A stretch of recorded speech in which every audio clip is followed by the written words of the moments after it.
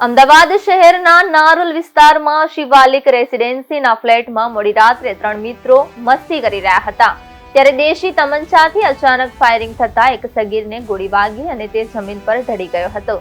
આ સગીરની હાલત હાલ નાજુક છે ત્યારે આરોપી સિદ્ધાર્થ ભૂમિહર અને રોહિત પ્રજાપતિએ ગભરાહટમાં દેશી તમંચો કચરામાં ફેંકી દીધો હતો અને જેની પોલીસ શોધખોળ કરી રહી છે. આ ઘટનાની જાણ થતાં જ પોલીસે બંને આરોપીની ધરપકડ કરી છે. અમદાવાદના નારોલ વિસ્તારમાં આવેલ મોની હોટલના ખાંચામાં શિવાલિક રેસિડેન્સીમાં પરિવાર સાથે રહેતો યુવકના માતા પિતા કામથી બહાર ગામ ગયેલા હતા એટલે યુવકે તેના 2 મિત્રોને ઘરે ગપ્પા મારવા માટે બોલાવ્યા હતા, જેમાંથી યુવકનો એક મિત્ર સગીર વયનો હતો. 3 મિત્રો રાત્રિના સમયે ઘરમાં બેસીને વાતો કરી રહ્યા હતા ત્યારે યુવકે તેની પાસે રહેલ દેશી તમંચો લઈને આવ્યો અને મિત્રો આગળ શોખ મારવા લાગ્યો હતો.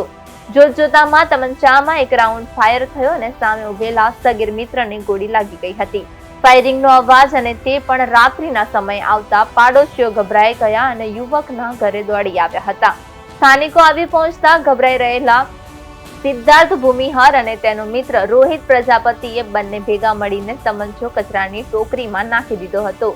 યુવકના ઘરે દોડી આવેલા પાડોશીઓએ ઘાયલ સગીરને 108ની મદદથી તાત્કાલિક સારવાર માટે હોસ્પિટલ ખસેડ્યો હતો.